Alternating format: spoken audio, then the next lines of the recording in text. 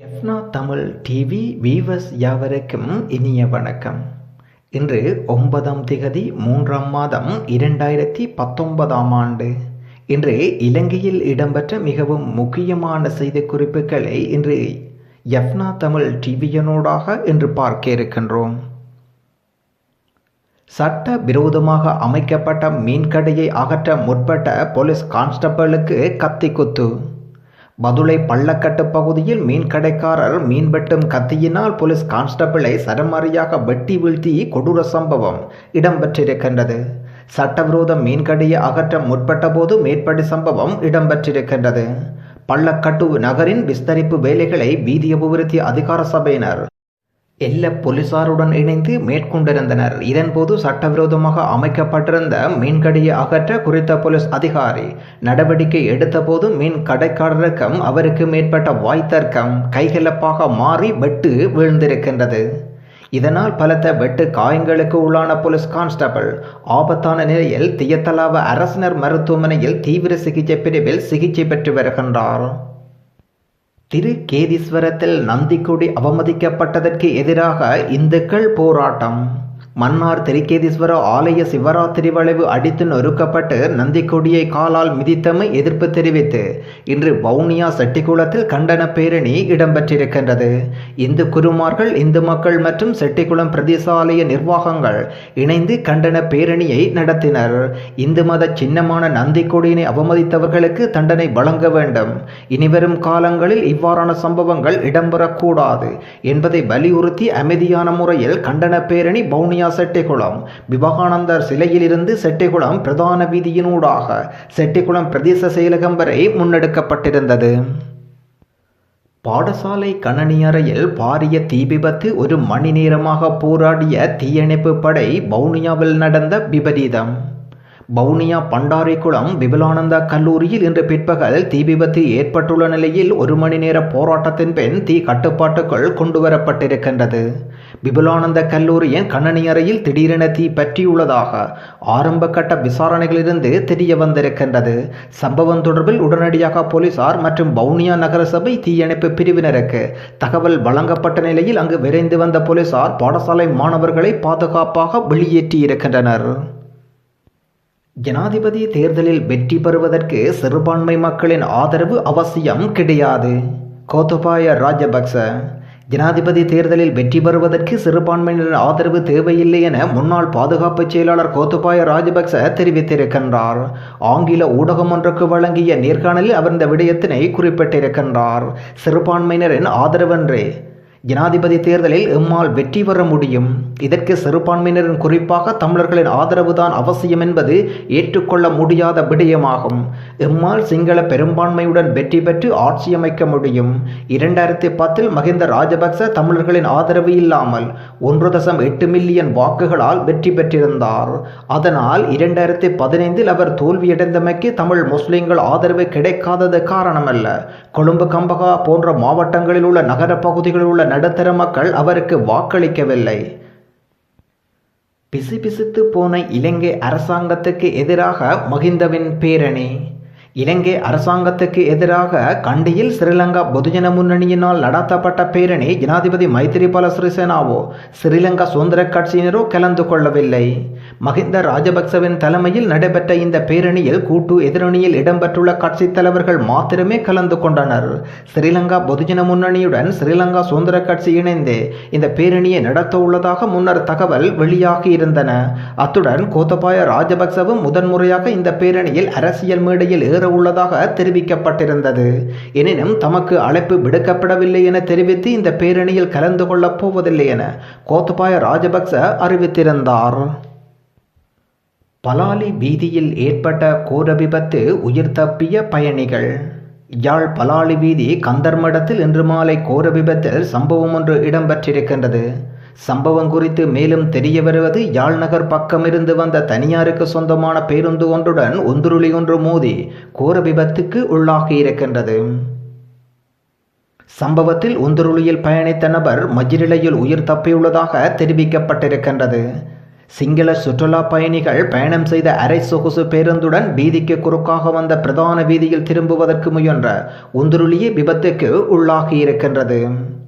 வடக்கில் இவ்வாறான தேவையற்ற விபத்து சம்பவங்கள் இடம்பெறுவது சாதாரண நிகழ்வாகிவிட்டது. அதிவேகமும் கவனக்குறைவும் மதுபோதைகளும் அதிகரித்துவிட்ட வடக்கில் இவ்வாறான விபத்துக்களை கட்டுப்படுத்துவது என்பது சிரமமே. அரசாங்கத்தை திடீரென கவிழ்க்க திட்டம் போடும் மகிந்த அணி. இறுதி நேர தாக்குதலுக்கு தயார், முறியடிக்கும் சமருக்கு வியூகம். நல்லாட்சிக்கான ஐக்கிய தேசிய முன்னணி அரசின் 2019ஆம் ஆண்டுக்கான வரவு செலவு திட்டம் மீதான இறுதி வாக்கெடுப்பு ஏப்ரல் 5ஆம் தேதி நடைபெற இருக்கின்றது. நாடாளுமன்றத்தில் கடந்த 5ஆம் தேதி பட்ஜெட் முன்வைக்கப்பட்ட நிலையில் 6ஆம் தேதி முதல் 2ஆம் வாசிப்பு மீதான விவாதம் நடைபெற்று வருகின்றது. எதிர்வரும் 12ஆம் தேதி 2ஆம் வாசிப்பு மீதான வாக்கெடுப்பு நடாத்தப்படும். அதன் பின்னர் மார்ச் 13ஆம் தேதி முதல் ஏப்ரல் 5ஆம் தேதி வரை 3ஆம் வாசிப்பு மீதான விவாதம் நடைபெற்று ஏப்ரல் 5ஆம் தேதி மாலை இறுதி வாக்கெடுப்பு நடைபெறும்.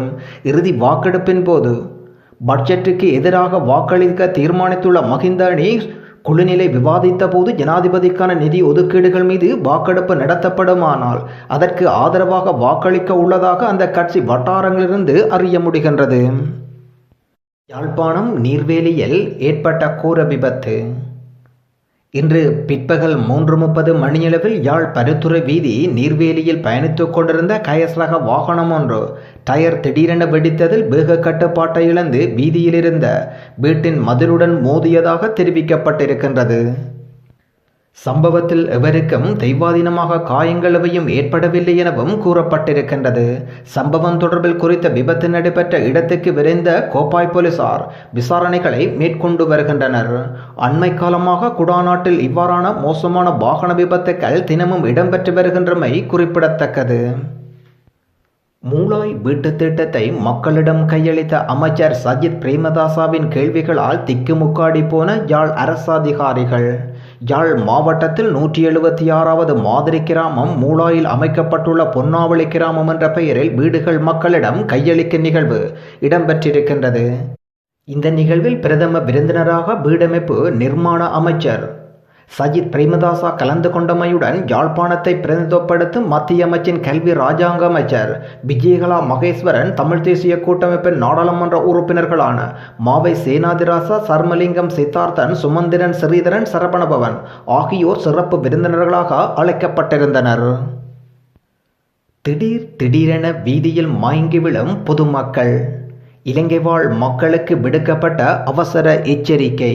தற்போது நிலவும் அதிதீவிர வெப்பமான காலநிலை குறித்து வடகிழக்கு மாகாணங்களுக்கு எச்சரிக்கை விடுக்கப்பட்டுள்ளது. தமிழர் தாயக பகுதிகளில் அதிகளவான வெப்பநிலை நிலவுவதாக வளிமண்டலவியல் திணைக்களம் எதிர்வு கூறியிருக்கின்றது. சமகாலத்தில் 45 பாகை செல்சியஸ் வெப்பநிலை நிலவுவதாக தெரிவிக்கப்பட்டிருக்கின்றது. இதன் காரணமாக கிழக்கு மாகாண மக்கள் பெரிதும் பாதிக்கப்பட்டுள்ளனர். வலிமையாக விடவும் கடும் வெப்பநிலைமை காரணமாக பலர் வீதியில் மயங்கி வீழ்ந்துள்ள நிலையும் வைத்தியசாலையில் அனுமதிக்கப்பட்டுள்ளதாகவும் தெரிய வருகின்றது. கிழக்கு மாகாணத்தில் பல்வேறு மக்கள் சரும நோய்களுக்கு முகம் கொடுத்துள்ளதாக வைத்தியசாலை தகவல் தெரிவிக்கின்றன. வீடுகளில் இருப்போர், வாகனங்களில் பயணிப்போர் ஓரளவு தப்பிக்கின்ற போதிலும் வீதியில் நடந்து செல்வோர் அசௌகரியங்களுக்கு முகம் கொடுத்துள்ளனர். கொடிகாமத்தில் கோர விபத்து, பரிதாபமாக பலியாகிய 19 வயது இளைஞன். யாழ் கொடிகாமம் கச்சாய் வீதியில் துவிச்சக்கர வண்டி ஒன்றுடன் மோட்டார் சைக்கிள் நேருக்கு நேர் மோதியதில் ஒருவர் பரிதாபமாக பலியாகி இருக்கின்றார். குறித்த சம்பவம் மதியம் இடம்பெற்றுள்ளதாக போலீசார் தெரிவிக்கின்றனர். இதன்போது மோட்டார் சைக்கிளில் பயணித்த 19 வயதுடைய குலேந்திரராதன் பிருகுந்தன் என்பவரை படுகாயமடைந்த நிலையில் யாழ் பொதுனா வைத்தியசாலையில் அனுமதிக்கப்பட்ட நிலையில் சிகிச்சை பலனின்றி இன்று காலை உயிரிழந்திருக்கின்றார். இதேவேளை குறித்த விபத்தில் படுகாயமடைந்த 32 வயதுடைய சதீஸ்வரன் என்ற பிரதிசபை ஊழியருக்கு தொடர் சிகிச்சை வழங்கப்பட்டு வருவதாக வைத்தியசாலை தகவல் தெரிவிக்கின்றன. தகுந்த பயிற்சிகளுக்கு பின்னரே இனி ஆசிரியர் நியமனம். பிரதமர் ரணில் விக்ரமசிங்க. உலகத்தோடு இணைந்து போகக்கூடிய உலகை வெற்றி கொள்ளக்கூடிய நவீன கல்வி திட்டத்தை ஏற்படுத்தும் பாரியதொரு பொறுப்பை தனது அரசாங்கம் ஏற்றி செயற்பட்டு கொண்டிருப்பதாக தெரிவித்திருக்கும் பிரதமர் ரணில் விக்ரமசிங்க தான் 30 வருடங்களுக்கு முன்னர் கண்ட கனவு இப்போது நனவாகக்கூடிய வாய்ப்பு ஏற்பட்டிருப்பதாக குறிப்பிட்டிருக்கின்றார். நாட்டில் தற்போது 80,000 கல்வி டிப்ளமோ பட்டதாரிகள் பணிபுரிவதாகவும் இவ்வருட இறுதிக்குள் அந்த எண்ணிக்கை 90,000 அதிகரிக்கப்படும் என பிரதமர் தெரிவித்திருக்கின்றார்.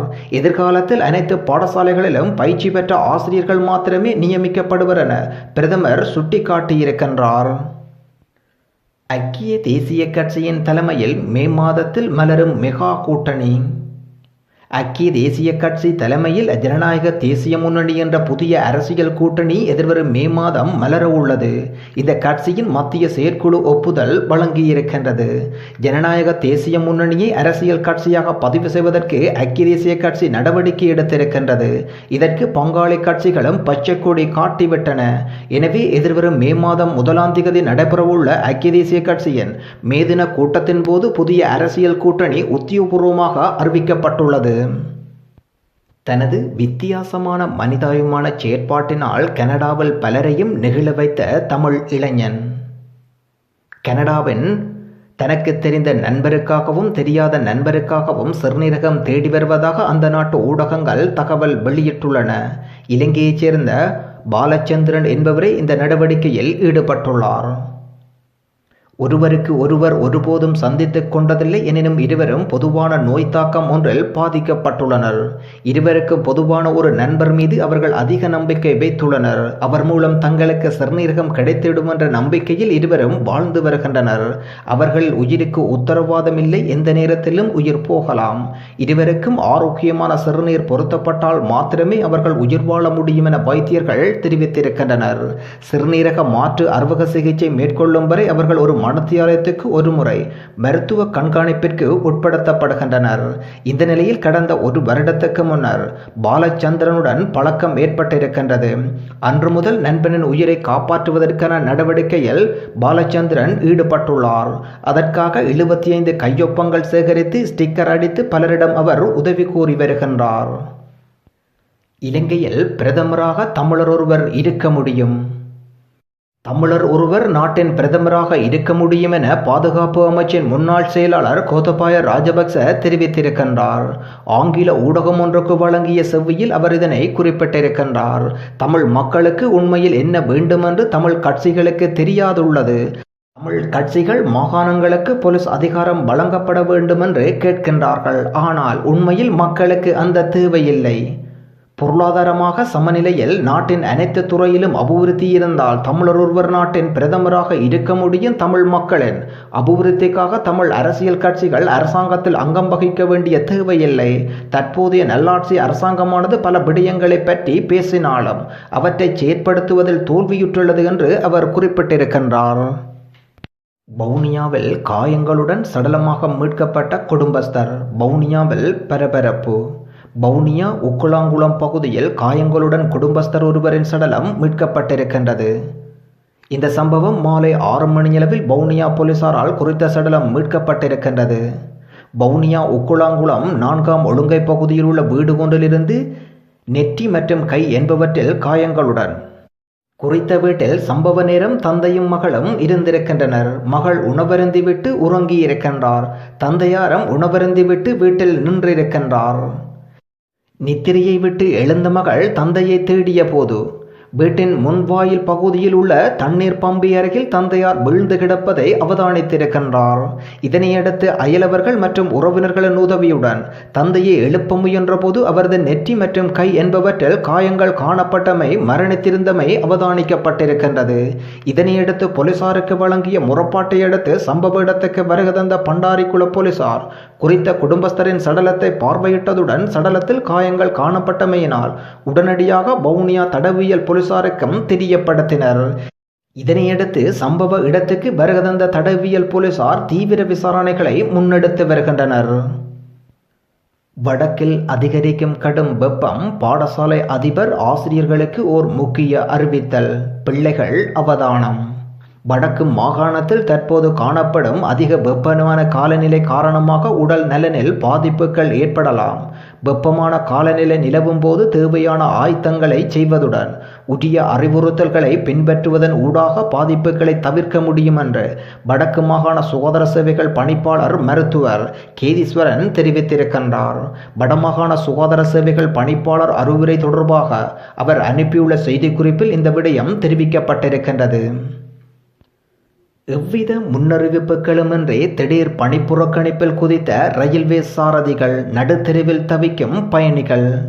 ரயில் நிலைய கட்டுப்பாட்டாளர்கள் ரயில் சாரதிகள் மேற்கொண்டுள்ள திடீரென பணிப்புறக்கணிப்பை மேற்கொண்டுள்ளதாக ரயில்வே கட்டுப்பாட்டு மத்திய நிலையம் அறிவித்திருக்கின்றது. நேற்று நள்ளிரவிலிருந்து குறித்த பணி புறக்கணிப்பினை மேற்கொண்டு வருவதாக, இதனால் பல ரயில் சேவைகள் பாதிக்கப்பட்டுள்ளதாக தெரியப்படுத்தப்படுகின்றது.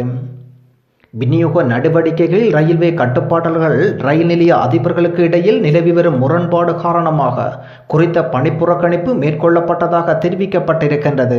குறித்த பணி புறக்கணிப்பின் காரணமாக அலுவலகத்துக்கு செல்லும் ஊழியர்கள் உட்பட பெருமளவு பொதுமக்கள் பாதிக்கப்பட்டுள்ளனர். அரச உடைமையாகும் கொழும்பில் சிக்கிய 700 கோடி ரூபாய் பெறுமதியான அரிய பொக்கிஷம். அண்மையின் கொழும்பின் புறநகர் பகுதியொன்றில் வைத்து சிக்கிய 700 கோடி ரூபாய் பெறுமதியான ரத்தினக்கல்லை அரச உடைமையாக்க உள்ளதாக போலீசார் தெரிவித்திருக்கின்றனர். மகோந்தர மதுஸ் தலைமையில் செயற்படும் பாதாள குழுவிடமிருந்து 500 மற்றும் 200 கோடி ரூபாய் பெறுமதியான இரு இரத்தினக்கற்கள் போலீசாரிடம் மீட்கப்பட்டன. இதில் 500 கோடி ரூபாய் பெறுமதியான இரத்தினக்கல் சுங்க சட்டத்தை மீறி ரகசியமாக சவுதி அரேபியாவிலிருந்து இலங்கைக்கு கொண்டு வரப்பட்டமை போலீஸ் விசாரணைகளில் தெரிய வந்திருக்கின்றது. சாய்ந்தமருது பெண்கள் 24 பேருக்கு தைரியத்தாய் விருதுகள். சாய்ந்தமருது பிரதேச செயலக சமுர்த்தி பிரிவின் ஏற்பாட்டில் சர்வதேச மகளிர் தினத்தை முன்னிட்டு கிராம மட்டத்தில் சமுர்த்தி மற்றும் சமூக நல செயற்பாடுகளில் சிறந்து விளங்கிய மகளிருக்கு தைரியத்தாய் விருது வழங்கி கௌரவிக்கும் நிகழ்வு சாய்ந்தமருது பிரதேச செயலக கேட்போர் கூடத்தில் இடம்பெற்றிருக்கின்றது. பாதாள உலகத்துக்கு ஆயுத விற்பனை செய்யும் முன்னாள் தமிழீழ விடுதலை புலிகள். வடகிழக்கைச் சேர்ந்த முன்னாள் தமிழீழ விடுதலை புலிகள் தென்னிலங்கை பாதாள உலகத்தினருக்கு பெருந்தொகை ஆயுதங்களை விற்பனை செய்வது விநியோகித்துள்ளதாக போலீசாரின் விசாரணை தகவல் ஆதாரம் காட்டி தகவல் வெளியிடப்பட்டிருக்கின்றது. 2007ஆம் ஆண்டு அனுராதபுர விமானப்படை மீதான தாக்குதலிலிருந்து தப்பி வந்த புலி உறுப்பினர் ஒருவரே இந்த வியாபாரத்தை நடாத்தி வருவதாக தகவல் வெளியிடப்பட்டிருக்கின்றது. கடந்த வருடம் மார்ச் மாதம் அந்துருகிரியில் இடம்பெற்ற துப்பாக்கிச் சூட்டு சம்பவத்தில் இந்த குழுவைச் சேர்ந்த வேதன் என அறியப்படும் முன்னாள் புலி உறுப்பினர், முன்னாள் கடற்படை உறுப்பினரும் உள்ளடக்கம் என பவுனதேவி போலீசார் கொலையிலும் இந்த குழுவின் தொடர்பிருப்பதாக போலீசார் சந்தேகிக்கின்றமை குறிப்பிடத்தக்கது. ஜேவிபியின் ஆதரவுடன் மகிந்த ஜனாதிபதியாவார் பெல்கம. ஜேவிபியின் ஆதரவு கிடைக்கப்பெற்று மகிந்த மீண்டும் ஜனாதிபதியாக ஆட்சி பீடம் ஏறுவார் என நம்பிக்கை வெளியிட்டுள்ளார் குமார பெல்கம. பெரமுன சார்பாக கோத்தபாயா களமிறக்கப்படுவதை தான் ஒருபோதும் ஏற்றுக்கொள்ளப் போவதில்லை என தெரிவிக்கும் அவர் மகிந்த மீண்டும் ஜனாதிபதி தேர்தலில் போட்டியிடுவதற்கு சட்டத்தில் இடம் இருப்பதாக தெரிவித்திருக்கின்றார். மாவனல்லை வீட்டுக்குள் புகுந்து துப்பாக்கிச்சூடு, ஒருவர் காயம். மாவனல்லை தெனகம பகுதியில் வீடொன்றுக்குள் புகுந்து நடாத்தப்பட்ட துப்பாக்கிச் சூட்டில் 37 வயது நபர் ஒருவர் காயத்துக்குள்ளாகி வைத்தியசாலையில் அனுமதிக்கப்பட்டுள்ளதாக போலீசார் தகவல் வெளியிட்டிருக்கின்றனர். இன்று அதிகாலை 5 மணியளவில் இடந்தெரியாத நபர்கள் உட்புகுந்து இவ்வாறு துப்பாக்கிச்சூடு நடாத்திவிட்டு தப்பியோடியுள்ளதாக போலீசார் தெரிவிக்கின்றனர். காயப்பட்டவர் கண்டி வைத்தியசாலையில் சிகிச்சைக்காக அனுமதிக்கப்பட்டுள்ள நிலையில் மாவனல்லை போலீசார் மேலதிக விசாரணைகளை மேற்கொள்வதாக தெரிவிக்கின்றனர். போதைப் பொருள் ஒழிப்பு முப்படையினருக்கும் இனி வேலை. ஏப்ரல் மாதம் முதல் போதைப்பொருள் ஒழிப்பு விவகாரத்தில் முப்படையினருக்கும் ஈடுபடுத்தப்பட உள்ளதாக திட்டமிட்ட நடவடிக்கை மேற்கொள்ளப்பட உள்ளதாக தெரிவிக்கின்றார் மைத்திரிபால சிறிசேனா. இதுவரை கைப்பற்றப்பட்டுள்ள போதைப்பொருளை விரைவில் அளிப்பதற்கான ஏற்பாடுகள் செய்யப்பட்டு வருவதாக தெரிவிக்கப்படும் நிலையில் போதைப்பொருள் ஒழிப்பு விவகாரத்தில் தீவிரமாக தன்னை ஈடுபடுத்தி வருகின்றார் ஜனாதிபதி. ஏப்ரல் 3ஆம் தேதி முதல் தேசிய ரீதியிலான செயற்திட்டங்கள் முன்னெடுக்கப்படும் என ஜனாதிபதி தெரிவித்திருக்கின்றார். கொட்டகலை ஆசிரியர் கலாசாலையின் பயிற்சி ஆசிரியர்களுக்கான சான்றிதழ் வழங்கும் வைபவம் ஹட்டன் ஸ்ரீ கிருஷ்ண பவன் மண்டபத்தில் மிக சிறப்பாக ஏற்பாடு செய்யப்பட்டிருந்தது. சுமார் 405 ஆசிரியர்களுக்கு வழங்கப்பட்ட சான்றிதழ்கள், பயிற்றப்பட்ட சான்றிதழ்கள் பெற்றுக்கொண்டனர். அதிபர் சந்திரலேகா தலைமையில் இடம்பெற்ற இந்த நிகழ்வில் கல்வி அமைச்சின் தமிழ் பாடசாலைகளுக்கான பணிப்பாளர் முரளிதரன் இந்த நிகழ்வின் பிரதம அதிதியாக கலந்து கொண்டார். வீட்டு நிர்மாண பணியில் ஈடுபட்டு கொண்டிருந்த போது மின்சாரம் தாக்கியதில் முகமது அனீஸ் உயிரிழப்பு. புதிய காத்தாங்குடி ஒன்று பதுரியா பகுதியில் வீடு நிர்மாண பணியில் ஈடுபட்டு கொண்டிருந்த போது பாதுகாப்பு ஏற்பாடுகள் ஏதுமின்மையினால் வீதியில் செல்லும் மின்கம்பியின் மூலமாக மின்சாரம் தாக்கியதில் புதிய காத்தாங்குடி 2 மீன்பிடி லாகா வீதியைச் சேர்ந்த முகமது அனீஸ் வயது 29 என்பவர் சம்பவ இடத்தில் உயிரிழந்திருக்கின்றார். கழுதாவளை மாங்காடு தோட்டத்தீவு சமுர்த்தி அலுவலக ஊழியர்கள் கவனத்திற்கு. மாங்காட்டில் அமைந்துள்ள சமுர்த்தி அலுவலகத்தில் தரக்குறைவாக சமுர்த்தி பயனாளர்களிடம் பொதுமக்களிடம் நடந்து கொள்வதாக தகவல் உறுதிப்படுத்தப்பட்டிருக்கின்றது. தோட்டாத்தீவு வடக்கு பகுதி கிராம சமுர்த்தி உத்தியோகத்தரின் பெண்ணொருவரின் அடாவடியும் தமிழர்களை வறுமையின் கீழ் கொண்டுவரும் செயற்பாடும் ஏழைகளின் சமுர்த்தி நிவாரணத்தை தடை செய்து அப்பாவி தமிழர்களை வறுமையில் உச்சக்கட்டத்தில் தள்ளும் செயற்பாடும் கண்டிக்கப்பட வேண்டியது. விரைவில் ஆதாரங்களுடன் குடும்ப விவரமும் செய்திகளாக வெளியிடப்படும். சமூகத்திற்கு சேவை செய்வதா, சமூகத்தை கீழ்நிலைக்கு கொண்டு செல்வதா? பயனாளிகளுக்கு மரியாதை கொடுக்காமல் தேவையற்ற பேச்சுக்கள் பேசி அடாவடித்தனம் செய்வதா?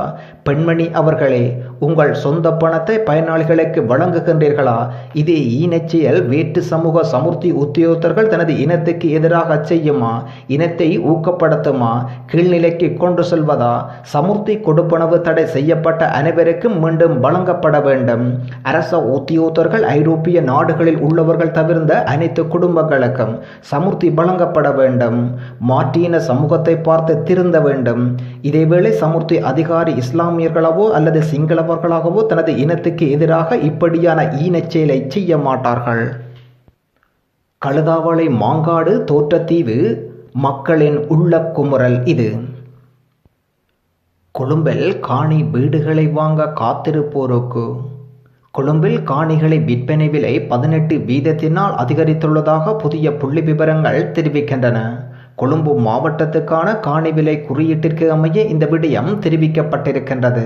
கடந்த ஆண்டு இதே காலப்பகுதியை ஒப்பிடுகையில் நடப்பாண்டில் காணி விலையில் 18% அதிகரிப்பு பதிவாகி இருக்கின்றது. 2018ஆம் ஆண்டில் 2ஆம் பாதியில் மத்திய வங்கியினால் தொகுக்கப்பட்ட கொழும்பு மாவட்டத்துக்கான காணி விலை குறியீட்டு எண் 125 வீதமாக பதிவாகி இருக்கின்றது. குடியிருப்பு, வணிகம் மற்றும் தொழில்துறை ஆகியவை காணி குறியீட்டினால் அதிகரித்துள்ளமை காணி விலை அதிகரிப்பு காரணமாகும். போலீசார் விசேட சுற்றுவளைப்பு, 200க்கும் மேற்பட்டவர்கள் கைது. மேல் மாகாணத்தில் மேற்கொள்ளப்பட்ட விசேட சுற்றுவளைப்பின் போது மது போதையில் வாகனம் செலுத்திய 222 பேர் கைது செய்யப்பட்டுள்ளதாக போலீசார் தெரிவிக்கின்றனர். இன்று அதிகாலை முதல் 12 மணி முதல் காலை 5 மணியிலிருந்து மேற்கொள்ளப்பட்ட விசேட சுற்றுவளைப்பின் போது இவர்கள் கைது செய்யப்பட்டுள்ளனர். போலீஸ் ஊடக பேச்சாளர் ருவான் குணசேகர இதனை தெரிவித்துள்ளமை குறிப்பிடத்தக்கது. பாடசாலை நிகழ்வுகளில் மதுபான அனுசரணைக்கு இடமில்லை. பாடசாலை நிகழ்வுகளின் போது மதுபானம் தொடர்பாக எவ்வித பிரச்சாரங்களும் அரசாங்கம் இடங்கொடுக்க கூடாது என்று கல்வி அமைச்சு அறிவித்திருக்கின்றது. கல்வி அமைச்சர் அகிலவிராஜ் காரியவசம் இதனை நாடாளுமன்றத்தில் தெரிவித்திருக்கின்றார். பாடசாலைகளில் மாபெரும் கிரிக்கெட் போட்டிகளுக்கு மதுபான நிறுவனங்கள் அனுசரணை வழங்குவதை அரசாங்கம் அனுமதிக்க கூடாது என்று ஐக்கிய மக்கள் சுதந்திர கூட்டமைப்பின் நாடாளுமன்ற உறுப்பினர் பிமல வீர திசநாயக்கா கோரிய போது அமைச்சர் இதனை தெரிவித்திருக்கின்றார். பிரபல பாடகரின் மனைவியின் அட்டகாசம், நாயினால் ஏற்பட்ட வன்முறை. ராகமையில் நாயினால் அடிதடியில் ஈடுபட்ட பிரபல பாடகரின் மனைவி தொடர்பில் செய்தி வெளியாகி இருக்கின்றது. வீட்டை சுற்றியுள்ள மக்களுக்கு சிரமம் ஏற்படும் வகையில் நாய் வளர்த்த பிரபல பாடகரின் மனைவி 20,000 ரூபாய் அபராதம் செலுத்தி குற்றத்திலிருந்து தப்பியிருக்கின்றார். குறித்த நாய் பெண்ணொருவரை கடித்துள்ளதுடன் நாய்க்கடிக்கு உள்ளான பெண்மணி மருமகள் நியாயம் கோரி பாடகரின் வீட்டுக்கு சென்றிருக்கின்றார். அங்கு பாடகரின் மனைவிக்கும் நியாயம் கட்டுச் சென்ற பெண்ணுக்கும் இடையில் வாய் தகராறும் இடம்பெற்றிருக்கின்றது. நீங்கள் கேட்டுக்கொண்டிருப்பது வெல்கம் தமிழ் டிவியின் ஊடாக இன்று இலங்கையில் இடம்பெற்ற மிகவும் முக்கியமான செய்தி குறிப்புகளை கேட்டுக்கொண்டிருக்கின்றீர்கள். நன்றி.